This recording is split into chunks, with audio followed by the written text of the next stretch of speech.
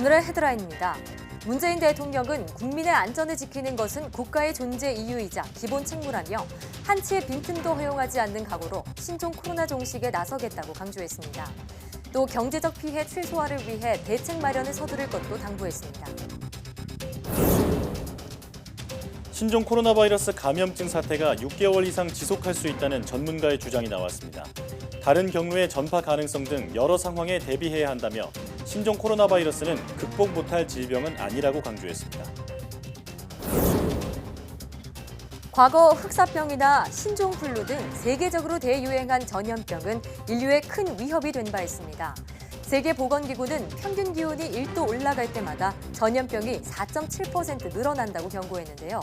오늘 날씨학 개론에서 전염병과 기후변화의 연관성에 대해 자세히 알아봅니다. 척추관 협착증은 퇴행성 질환 중 가장 흔한 질환입니다. 환자의 93% 이상이 50대 이상이라고 하는데 최근에는 젊은 층의 비중도 늘어나는 추세입니다. 오늘 내몸 보고서에서는 척추관 협착증에 대해 알아보겠습니다.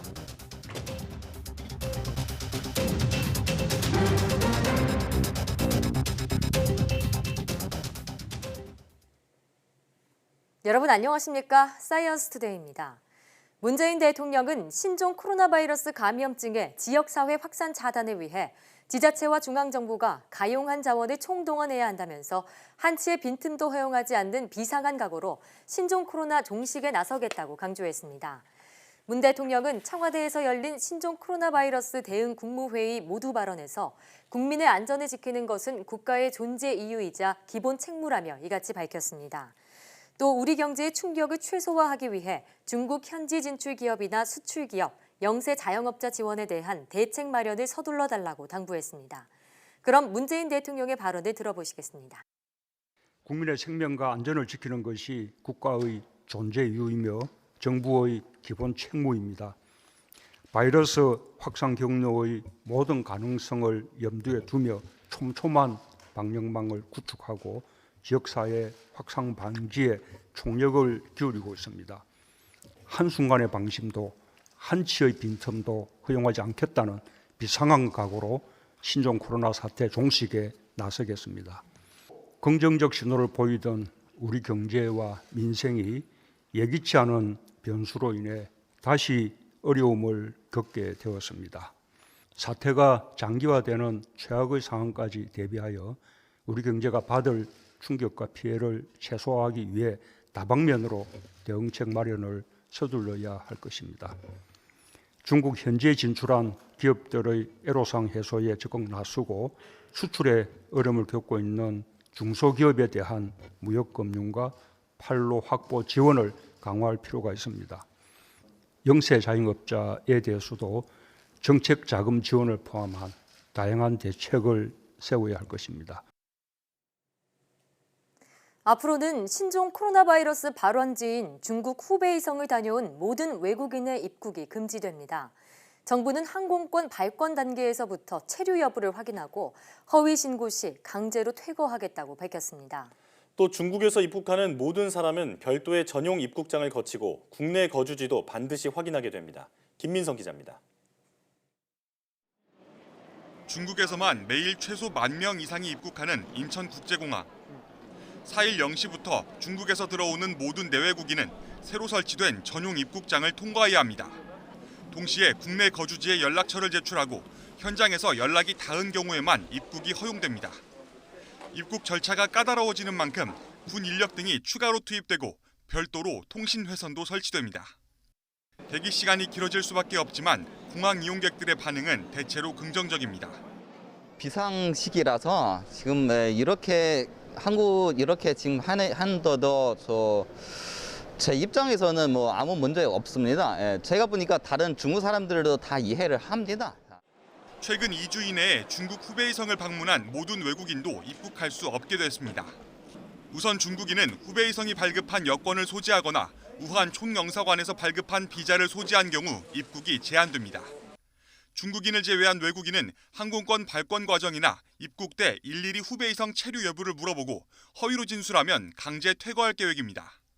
국내에서 첫 확진 환자가 나오고 13일 만에 발표된 입국 금지 결정에 아쉬움을 나타내는 시민들도 있었습니다.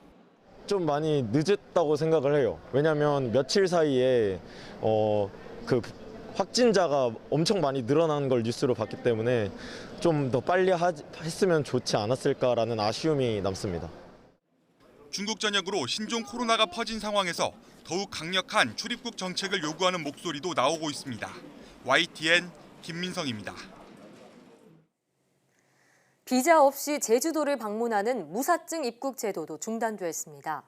정부와 제주도는 중국을 포함한 모든 국가를 대상으로 제주도 무사증 입국을 일시적으로 중단한다고 밝혔습니다.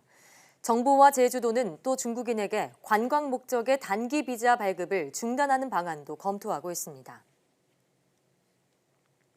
신종 코로나 바이러스 확산을 막기 위해 정부가 추가 대책을 발표했습니다. 밀접, 일상 접촉자는 구분 없이 모두 자가 격리하도록 하고 중국발 입국자는 의심 증상만 있으면 진단 검사를 받도록 했습니다. 이형원 기자입니다. 지난달 20일 신종 코로나 첫 확진 이후 국내 감염자가 늘면서 환자 접촉자만 900명을 넘어섰습니다. 확진 환자와 접촉한 사람은 그동안 밀접 또는 일상 접촉자로 구분돼 자가격리 여부가 결정됐지만 이제는 모두 자가격리 대상이 됩니다. 무증상 감염이 확인돼 밀접성을 나누는 기준이 애매해진 데다 분류 오류로 3차 감염 위험성을 키웠다는 지적까지 나오면서 강화된 관리 기준을 적용하기로 한 겁니다. 접촉자 구분을 폐지하고 일괄 접촉자로 구분한 뒤 모두 자가격리 조치를 하도록 하겠습니다. 지자체 공무원을 1:1 담당자로 지정해서 지원하도록 하겠습니다. 확진자 유증상자와 2m 이내 접촉한 사람, 마스크를 쓰지 않고 기침한 확진 환자와 막힌 공간에 같이 있었던 사람은 모두 역학조사관 판단에 따라 접촉자로 분류될 수 있습니다. 감염 진단 검사 대상도 확대됩니다. 중국에서 온 입국자는 폐렴, 소견이 없더라도 발열 등의 증상이 있으면 검사를 받을 수 있고 중국 외 국가 입국자도 선별진료소 의사 재량에 따라 검사 진행이 가능합니다. 의심 증상이 발생하면 진단 검사를 받을 수 있도록 전환하겠습니다. 또한 중국 입국자가 아니다 하더라도 선별진료소 의사가 의심 환자로 판단되는 경우에는 진단 검사를 실시토록 변경합니다.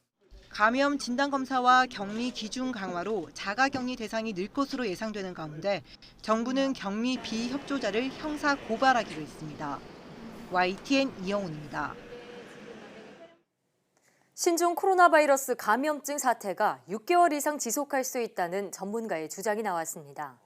질병관리본부장을 역임했던 이종구 서울대 의대 교수는 과학기술회관에서 열린 신종 코로나 바이러스 긴급 전망과 정부 및 시민의 대응 방향 간담회에서 이같이 밝혔습니다.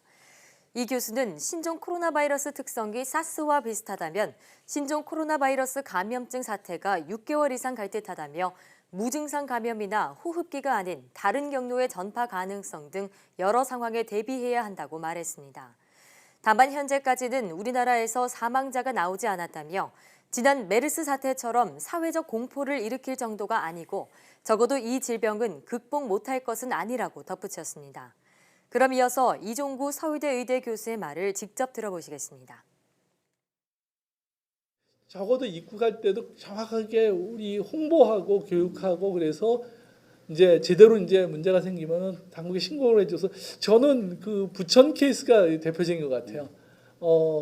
그쪽 일본에서 통보를 받아서 우리 당국에 신고해 주는 거. 참 그런 케이스가 계속 우리 관리하는 데 도움이 되는데 그런 식으로 이제 홍보하고 교육하는 것 외에는 정부가 컨택트 트레이싱하고 일률적으로 쫓아다니고 상당히 제한적이라는 거죠. 신종 코로나 바이러스 확산 우려가 갈수록 커지면서 마트에 직접 가기보다는 물건을 온라인으로 주문하는 사람들이 크게 늘고 있습니다. 배송업체에 주문이 몰리면서 예약이 금세 마감되거나 지연되는 사례도 속출하고 있습니다. 박소정 기자가 취재했습니다.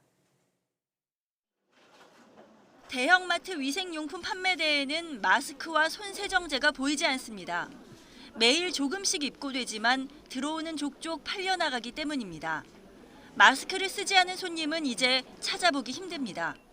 이 마트에 오니까 사람이 많잖아요. 그래서 또 혹시나 해가지고 우리 나이 많은 사람들이니까. 마트에 오니 오가는 사람이 많지 않습니다. 이 마트는 여느 때보다 20-30%가량 고객 수가 줄었습니다. 대신 온라인으로 장 보는 사람들이 부쩍 늘었습니다. 마스크와 손 세정제뿐 아니라 생필품의 온라인 매출이 2배나 많아졌습니다.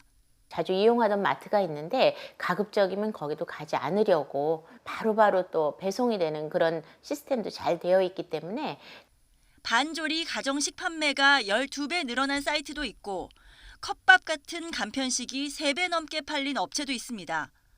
명절 선물용으로 주로 팔리던 건강기능식품은 이례적으로 설 연휴가 지나서 주문이 치솟고 있습니다. 이번에는 각종 오메가3라든지 비타민 이런 건강식품을 비롯해서 마늘즙 같은 것도 크게 증가를 하고 있습니다. 한 배송업체는 지난달 28일에만 출고량이 330만 건으로 지난해보다 2배나 폭증해 배송 지연 공지를 하기도 했고 다른 새벽 배송업체는 주문 예약이 평소보다 훨씬 빨리 마감되고 있다고 밝혔습니다. 마스크라든지 그다음에 손세정제 등 위생용품 재고 확보를 위해서 타력을 다하고 있습니다.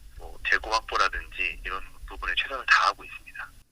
이미 온라인 비중이 커지고 있는 유통업계는 신종 코로나 사태라는 돌발 변수에 기존의 틀이 더욱 흔들리고 있습니다. YTN 박소정입니다.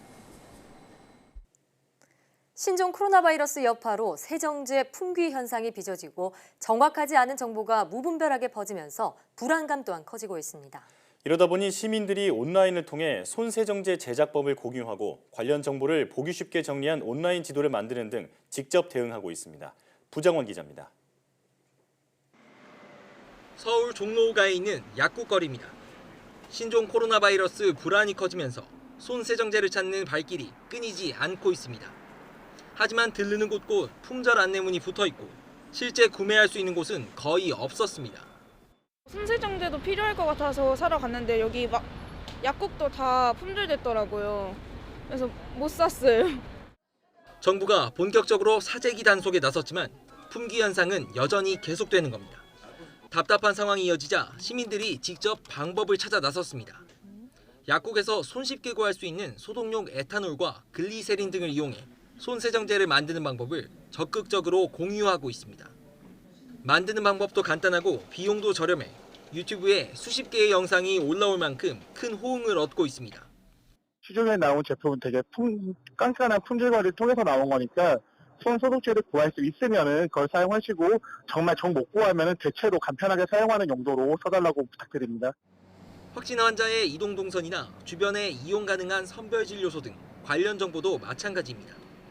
정부와 지방자치단체가 경쟁적으로 정보를 쏟아내고 있지만 한눈에 보기 어렵다는 지적이 적지 않습니다. 결국 대학생들이 뜻을 모아 직접 디지털 지도를 만들어 올렸습니다. 자신의 현재 위치를 기준으로 근처에 확진 환자가 방문했는지, 가까운 진료소는 어디인지 곧바로 확인할 수 있습니다. 현재 위치나 어떤 위치 기반으로 서비스를 해보면 사람들이 더 편하지 않을까 이 생각을 하게 돼서 신종 코로나 사태가 장기화하는 가운데 스스로 예방책을 찾아 공유하는 작지만 의미 있는 움직임이 이어지고 있습니다. YTN 부장원입니다. 신종 코로나 바이러스는 폐를 공격해 급성 폐렴을 일으키는 게 특징입니다. 제때 치료를 하지 못하거나 면역력이 약하면 폐 기능이 소실되거나 2차 감염으로 사망에 이르는 것으로 나타났습니다. 김진두 기자가 보도합니다. 중국 우한의 의료진이 환자를 치료하며 발표한 논문에 사망자의 정확한 나이는 나오지 않습니다. 다만 평균적으로 50대 중반에 달하고 절반 이상이 60대라는 언급이 있습니다. 신종 코로나 바이러스는 감염자의 폐를 직접 공격해 급성 폐렴을 일으킵니다. 제때 치료를 받지 않으면 호흡곤란으로 사망하는데 특히 면역력이 떨어진 고령 환자는 박테리아, 곰팡이에 의한 2차 감염도 치명적입니다. 반대로 젊은 환자는 오히려 강한 면역력이 부작용을 일으켜 생명을 위협하는 경우가 있습니다. 바로 사이토카인 폭풍입니다. 병원체가 몸에 들어와 폭발적으로 증식하면 몸의 면역체가 과민 반응을 일으킵니다. 필요 이상으로 많은 면역물질 사이토카인이 분비되면 면역체가 병원체만이 아닌 정상세포까지 공격하는 현상입니다. ARDS로 가는 그 단계에 되게 보면 이제 사이토카인이라고 하는 것 자체가 항상 관여가 되거든요. 사이토카인 폭풍이라고 하는 거는 그 개개인마다 염증 반응이 이제 좀 과도하게 일어나는 거라고 보시면 돼요. 자기 몸을 이제 망가뜨리는 이제 국내에서는 아직 중증 환자나 사망자가 발생하지는 않았습니다. 하지만 중국 사망자가 급증하고 있어 환자 치료에 대한 임상 결과를 확인하고 철저한 대비를 지속해야 할 것으로 보입니다. YTN 김민우입니다.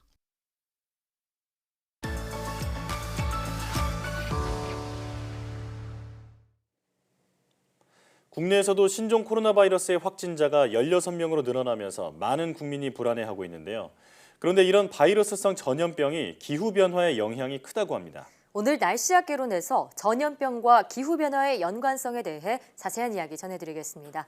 K웨더 반기성 센터장과 함께합니다. 어서 오세요. 네, 안녕하세요. 네. 자, 이 전염병 예나 지금이나 인류에게는 아직 극복하지 못한 하나의 과제이자 큰 위협이라고 볼 수 있습니다. 최근에 신종 코로나 사태가 팬데믹으로 번질 것이다 이런 전망도 있는데요. 우선 팬데믹이 무엇인지 궁금하고요. 어떤 전염병을 또 예로 들 수 있을까요? 일단 팬데믹은 세계적으로 전염병이 대유행하는 상태를 의미하는 말로요. 네. 세계보건기구의 전염병 경보 단계 중 최고 위험 등급에 해당합니다. 네. 전염병 경보 1에서 3단계까지는 주로 대비책을 준비하고요. 4단계부터는 각국에서 여행 자제 조치 등의 구체적 전염병 확산 방지 지침을 내리고요. 철저한 예방 사업에 돌입을 하는데 네. 역사적으로 이제 가장 악명이 높았던 팬데믹은 유럽 전역에서 7,500만 명 이상의 생명을 앗아간 흑사병이 네. 있고요. 또 1918년 스페인 독감으로 전 세계에서 2,500만 명 이상이 사망을 했고요. 1957년 아시아 독감 같은 경우에는 전 세계 100만 명이 사망을 했었죠. 또 2009년 6월 신종플루로 불린 인플루엔자 A에 대해 팬데믹이 선언된 바 있습니다. 네. 일각에서는 이제 이번 신종 코로나의 팬데믹을 우려하고 있는데요.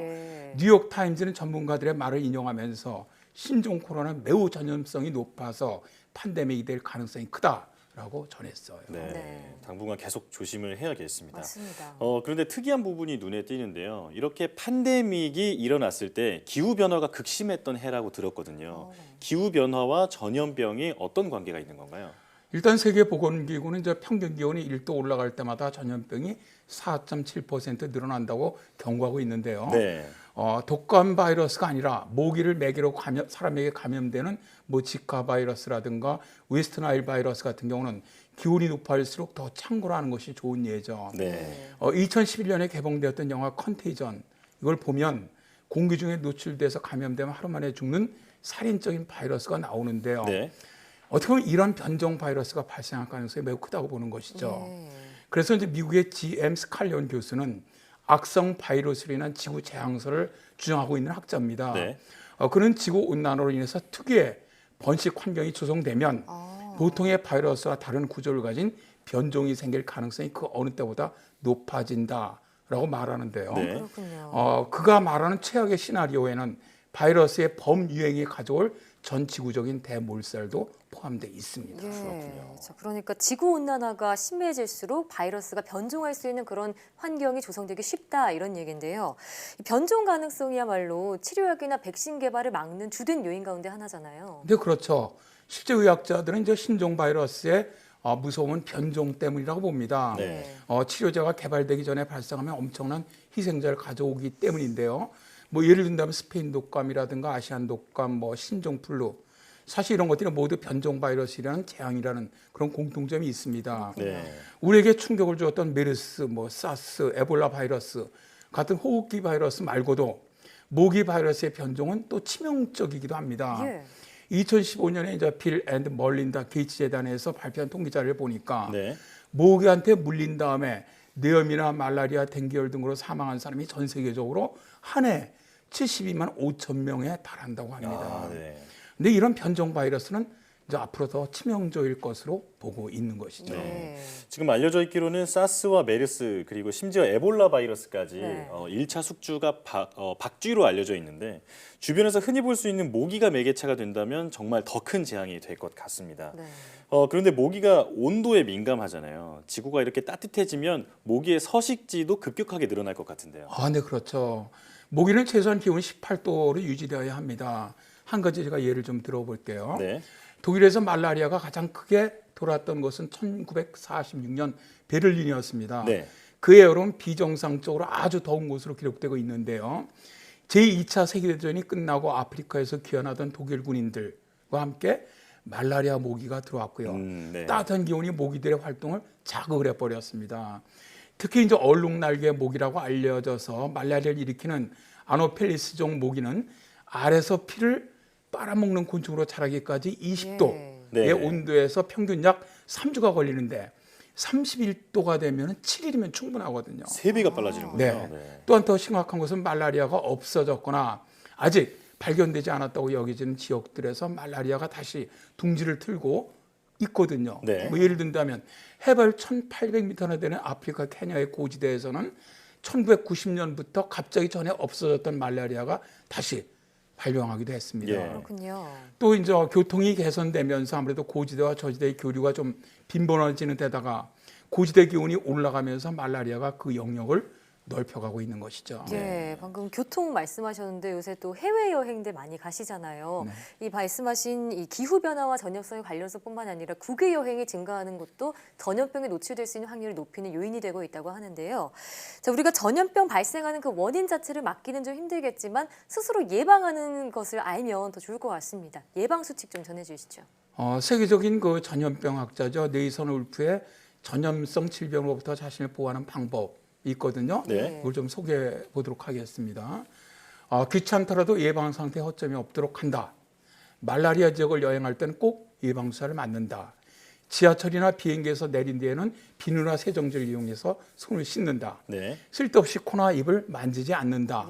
깨끗한 음식과 물을 마시려고 노력한다. 사실 이게 굉장히 단순한 방법이거든요. 맞아요. 근데 전염병 예방에 정말 상당한 효과가 있다고 합니다. 그렇군요.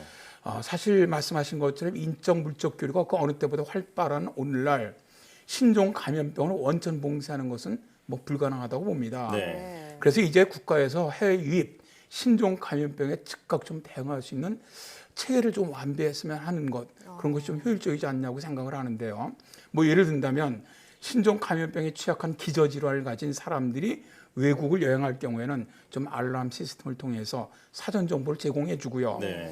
또 귀국식 공항에서 철저한 검역을 좀 거치고 사후 조사까지 좀 진행하는 이런 방법 등이죠.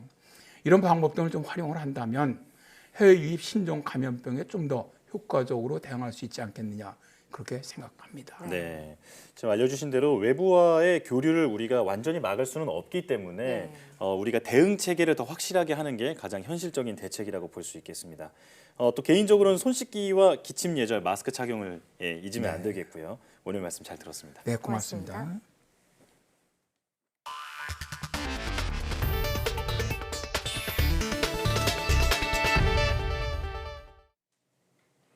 과학기술정보통신부와 여성가족부가 과학기술 ICT 분야와 여성청소년 가족정책 협력을 위한 업무 협약을 했습니다. 이에 따라 두 기관은 디지털 성범죄 피해 방지와 피해자를 신속하게 지원할 수 있는 기술 개발 과제를 함께 추진할 계획입니다. 또 과학기술 분야 여성인재를 발굴해 여성인재 후보군을 확충하고 여성과학기술인의 경력 복귀를 지원해 나가기로 했습니다. 그럼 이어서 최기영 과학기술정보통신부 장관의 말 직접 들어보겠습니다.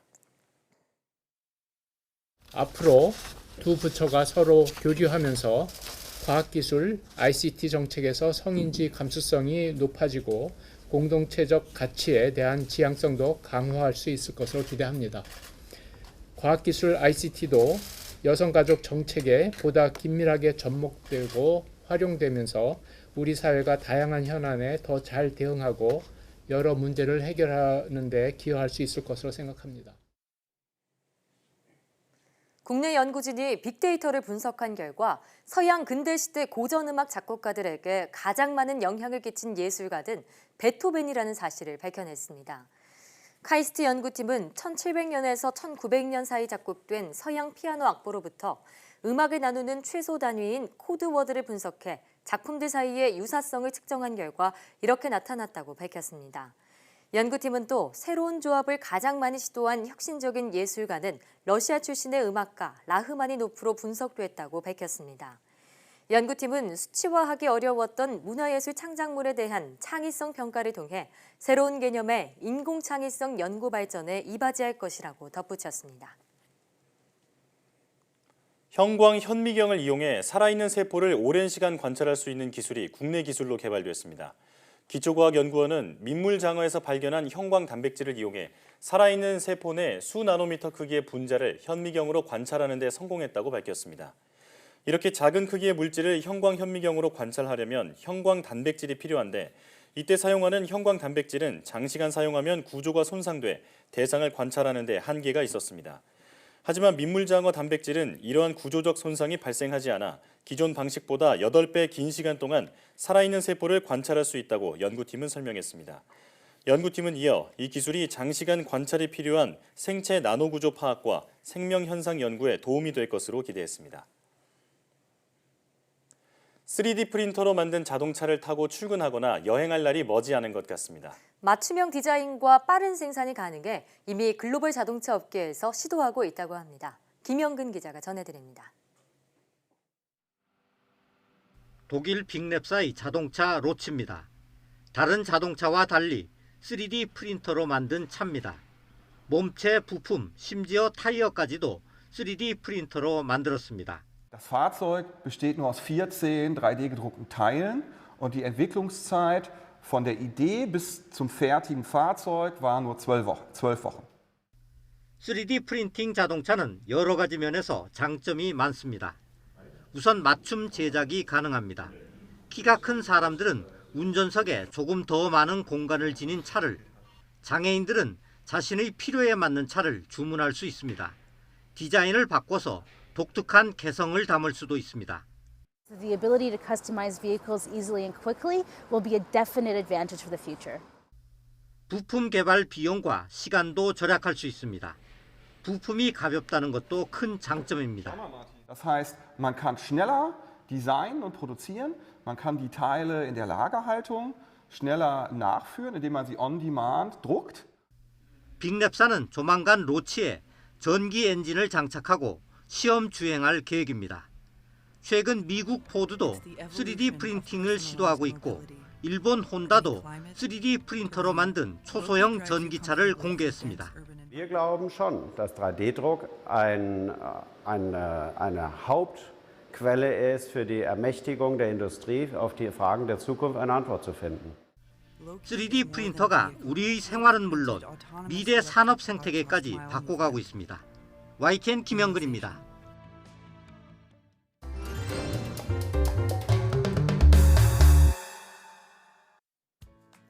전 세계의 과학 관련 소식을 전해드리는 지구촌 사이언스 시간입니다.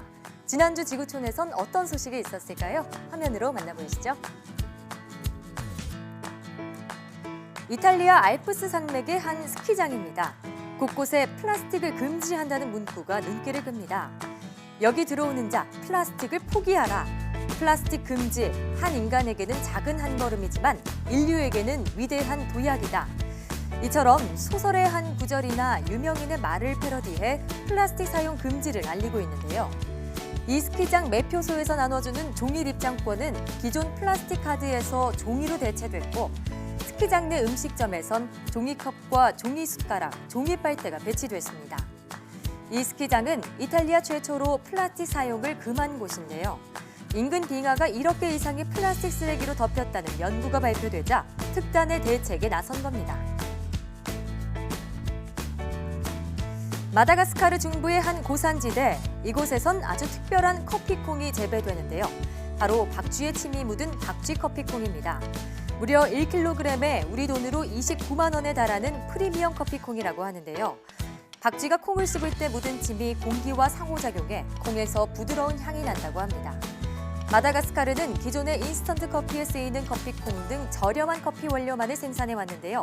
동남아시아의 루아 커피, 태국의 코끼리 커피에 이어 박쥐 커피가 아프리카 최초의 프리미엄 커피로 자리 잡을지 기대됩니다.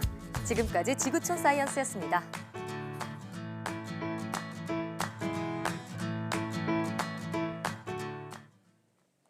철통 보안을 자랑하는 메신저 프로그램 텔레그램이 불법 음란물을 공유하는 채널로 악용되고 있습니다. 이른바 N번방이라는 이름으로 퍼지고 있는 채널을 단속하고 관련자들을 처벌해야 한다는 요구가 계속되고 있습니다. 김우준 기자가 보도합니다. 피해자들의 실명과 함께 낯뜨거운 영상물이 쉴 새 없이 올라옵니다. 또 다른 음란물을 원하는 글이 올라오자 다른 대화방으로 이동할 수 있는 인터넷 주소가 실시간으로 공유됩니다. 6,000명 넘는 인원이 참여하고 있는 이른바 유사 N번방입니다. 클릭 한 번으로 수천 건의 불법 음란물을 볼 수 있는 이런 대화방은 텔레그램에서만 수백 개 이상 성행하고 있습니다. 텔레그램 N번방이 만들어지기 시작한 건 지난해 초. 유명 불법 성인 사이트 소라넷 등이 적발되면서 해외 기반이자 정보 보안이 철저한 텔레그램 메신저로 둥지를 옮긴 겁니다. 이 과정에서 일부 운영자들은 피해 여성들을 협박해 얻은 노출 영상물을 1번방, 2번방 등으로 나누어 팔기 시작해 속칭 N번방이라고 불렸습니다. N번방은 유사 대화방까지 만들어내면서 남성 커뮤니티를 중심으로 급속도로 퍼졌습니다. 지난해 말부터 사태의 심각성을 알게 된 여성 단체들은 관련자들의 처벌을 촉구하고 나섰지만 이미 주요 가해자들은 자취를 감춘 뒤였습니다. 텔레그램 성착취 피해의 연령대는 대부분 중학생 정도부터 시작되는 청소년에서 20대 초반의 여성들 정도까지가 피해자 연령대입니다. 이들이 유통 채널로 악용한 텔레그램은 서버가 해외에 있고 강력한 보안 체계를 갖추고 있어 본사 측의 동의 없이 이용자의 정보를 받는 건 사실상 불가능한 상황. 국제 수사 공조를 통해서 텔레그램 본사 측에 가입자 정보 제공 요청을 할 수는 있습니다. 그런데 이 텔레그램 본사가 가입자 정보를 제공할지 여부가 미지수이기 때문에 현실적으로 좀 어려운 면이 있기는 합니다. 경찰은 채널 운영자 등에 대한 수사가 사실상 어려운 점을 감안해 N번방 홍보나 금품 거래에 가담한 사람을 추적하고 있지만 근본적인 단속이 필요하다는 지적이 끊이질 않고 있습니다. YTN 김우준입니다.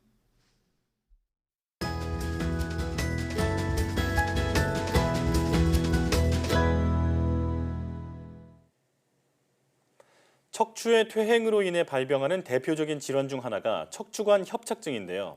평균 수명과 고령 인구가 늘어나며 환자 수 또한 증가하는 추세라고 합니다. 오늘 내 몸 보고서에서는 척추관 협착증에 대해 알아보겠습니다. 한양대학교 병원 신경외과 전영준 교수와 함께합니다. 어서 오세요, 교수님.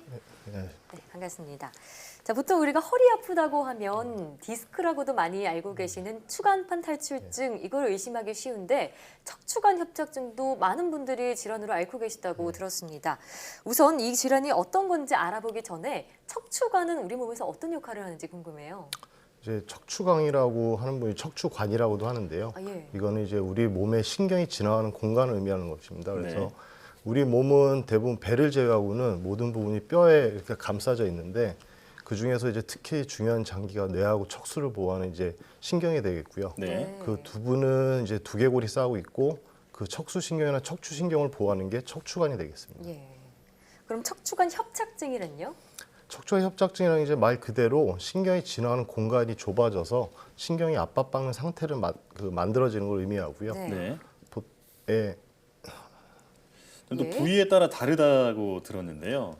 이제 부위에 따라 뭐 증상이 다르게 나타날 수 있겠지만 가장 대표적인 증상은 이제 간헐적인 신경학적 파행입니다. 그러니까 걷게 되면 다리 저림이나 통증이 발생하게 되고 쪼그려 앉거나 쉬거나 굽히는 동작을 취하게 되면 일부 증상이 해소되는 것을 의미합니다.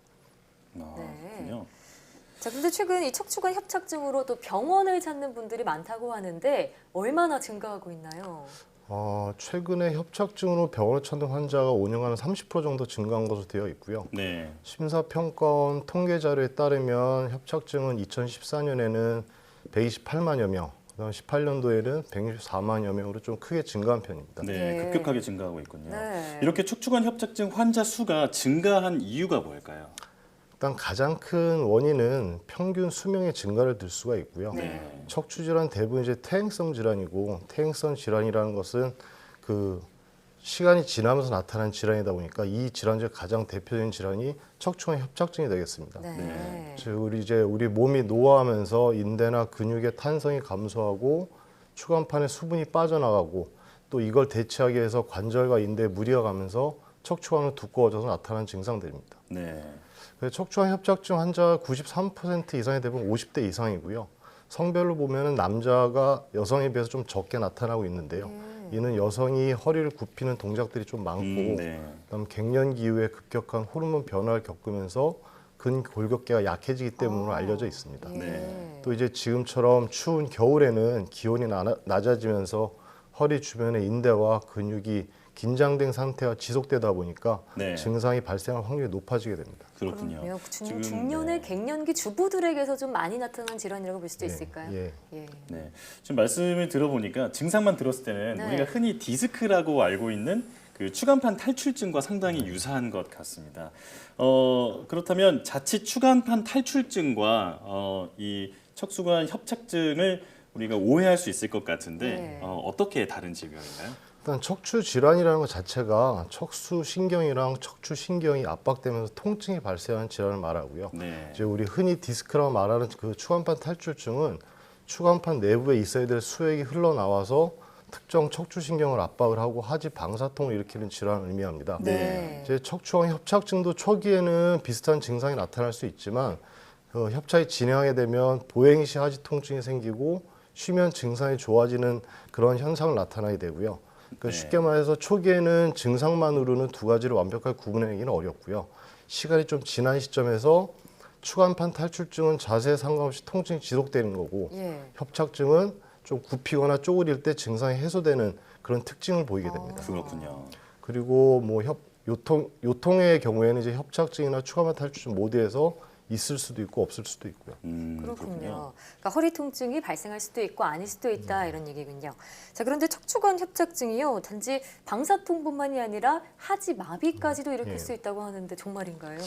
예, 척추는 우리 그 제1 요추까지는 뇌랑 똑같은 신경인 척수가 지나가는 공간이 되고요. 그 밑에서는 척추 신경만이 존재합니다. 그래서 협착증이 경추나 흉추에서 발생하게 되면 초기 증상이 마비로 나타날 수도 있게 되고요. 다만 이제 요추에서 국한해서 말씀드리면 초기에는 협착증 자체만으로는 마비보다는 통증이 먼저 발생하게 됩니다. 다만 이제 부위에 따라서 치료하지 않고 관리하지 않고 방치하게 되면 점점 척추에 심한 압박이 생기면서 하지 마비의 증상이 발생할 가능성은 있습니다. 그렇군요. 방치하지 말고 우선 병원을 찾는 게 무엇보다 중요하겠습니다. 그럼 척추관 협착증 치료는 어떻게 이루어지는지, 또 그리고 척추관 협착증을 예방할 수 있는 방법은 어떤 게 있는지 설명해 주시죠. 척추관 협착증 일단 뭐 약물 치료, 주사 치료, 물리 치료 등의 보존적 치료 방법이 있고요. 또 심한 통증이 생기거나 이런 치료 효과 없거나 마비 등의 증상이 나타나면 수술적인 치료를 시행하는 게 적정합니다. 근데 초기의 보존적 치료는 증상을 해소하고 운동 등을 통해서 상태를 악화하는 걸 방지하기 중요한 치료법이 되고요. 그래서 이 치료를 미루게 되면 말씀드린 것처럼 신경학적 증상이 나타날 수 있기 때문에 평소에 예방할 수 있는 생활 습관을 키우는 게 중요하다 볼 수 있고요. 또 그 중요한 것들 중에 하나 이제 복근이나 허리 주변 근육을 꾸준히 강화해서 하는 것들이 매우 중요한데 그렇게 허리 근육이 강해지면 척추의 퇴행성을 막는데 어느 정도 일조를 할 수 있다고 되어 있습니다. 그래서 보통 저희가 이제 환자들 권하는 거는 빠르게 걷는 거, 수영, 등산, 그다음 간단한 에어로빅 등을 통해서 허리 근육을 강화하는 운동을 할 수 있다고 권고하고 있습니다. 또 이제 간혹 이제 우리가 앉아 있는 자세가 서 있는 자세에 비해서 오히려 허리에 가해지는 하중이 더 크게 되거든요. 그래서 시간당 한 번 정도는 자리에서 일어나서 이제 몸의 긴장을 좀 풀어주고 틈틈이 스트레칭을 해서 몸의 그 척추 근육과 인대를 좀 풀어주는 게 도움이 되겠습니다. 그렇군요. 그리고 이제 무엇보다 가장 중요한 건 항상 앉았을 때 바른 자세 유지하는 게 가장 중요하고. 가장 중요하겠죠. 자, 이 척추 건강을 지키기 위해서 틈틈이 스트레칭하는 게 좋다고 하셨는데 일상생활 속에서 우리가 좀 쉽게 할 수 있는 이 척추 건강을 위한 스트레칭이 있다면 소개해 주시죠. 뭐 이제 스트레칭은 너무 무리하게 하실 필요 없고요. 가령 이제 근육이 약간 당긴다는 느낌 정도만 해주면 되거든요. 그래서 허리를 이제 앞으로 뒤로 굽히거나 좌측 우측 굽히고 그다음 앉은 자세에서 허리를 돌리는 정도. 직접 혹시 앉아서 좀 보여주시는 의자에서도 자세가 가능하죠. 있을까요? 의자에서도 이렇게 허리를 돌리는 정도의 자세면 충분하거든요. 이런 식으로요. 그 정도만 해주면 충분하고요. 그다음에 이제 그 운동들 많이 하시는데 여기 잡고서는 배에 힘 주고 다리 양다리 들어올리는 운동. 의자에 앉아서요. 의자에 앉아서. 그 정도 충분한 운동이 될 수 있습니다. 이럴 때 허리는 당연히 반드시 펴야겠죠. 세워야죠. 그러니까 옳은 자세로 이제 다리를 양쪽을 번갈아서 들어올리는 그런 거군요. 지금 뭐 들어보니까 허리 디스크 예방법과 굉장히 비슷한 것 같아요. 상당히 좀 어렵지 않은 좋은 방법인 것 같은데 우리가 어쩔 수 없이 앉아서 생활하는 경우가 많다 보니까 지금 알려주신 이런 스트레칭을 평소에 좀 해서 척추관 협착증을 예방할 수 있어야겠습니다. 오늘 말씀 잘 들었습니다. 고맙습니다. 감사합니다.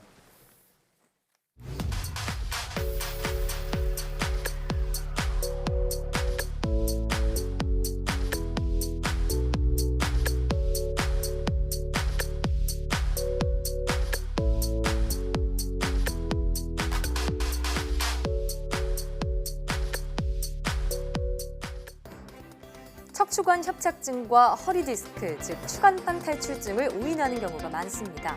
이 두 질환을 구분할 수 있는 자가 진단법 알려드리겠습니다. 허리를 숙일 때와 누워 있을 때 통증을 살펴봐야 하는데요. 우선 앞서 알아본 대로 허리를 숙일 때 통증이 완화된다면 협착증일 가능성이 크고요. 네, 또 누운 상태에서 다리를 올렸을 때 통증이 있다면 추간판 탈출증, 없으면 협착증일 수 있다고 하네요. 정확한 진단을 위해선 전문의의 진료가 필수겠죠. 사이언스 투데이 오늘 저희가 준비한 소식은 여기까지입니다. 함께해 주신 여러분 고맙습니다.